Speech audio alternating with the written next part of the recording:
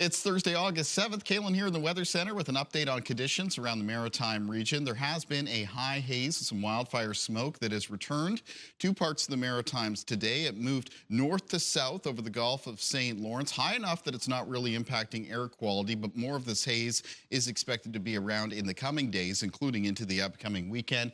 It's showing up here through the gray colors, a little bit thicker where the oranges are showing up, and you can see it's going to be around for today and for parts of the Maritimes on both Friday as well as Saturday, and it looks like on Sunday as well. Now, again, most of this on the higher side shouldn't impact air quality, though I would check on the air quality readings at times through the upcoming weekend in case some of it starts to get a little bit lower towards the surface. In the meantime, we also have a lot of sunshine around today, around the region for today, and temperatures that are getting hotter. A lot of high temperatures headed up towards the mid to high 20s on Thursday, low to mid 20s on parts of the coastlines, including the Bay of Fundy coastline in New Brunswick and the Atlantic coastline of Nova Scotia.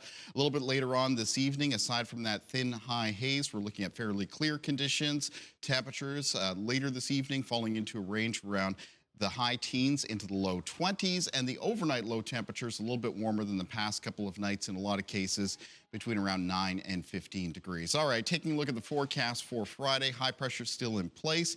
There'll still be some of that thin, high, smoky haze. Temperatures, though, hot again. A lot of high temperatures away from the coast, high 20s, some into the low 30s. Be a little bit more moderate around the Bay of Fundy coastline in New Brunswick and parts of the Atlantic coastline of Nova Scotia, where the wind is a little bit more directly onshore off of ocean waters. A couple other things to talk about. Of course, it still looks like we're going to be into a very dry stretch extending over several days. Precipitation chances very low all the way through. There's some hints maybe at a chance of some showers towards the middle part of next week, though I'd put that as even very low chance at this time. Taking a look at things as far as tropical weather goes, Dexter is now a post-tropical weather system. Maximum sustained winds near 95 kilometers per hour. Continues to move off towards the North Atlantic.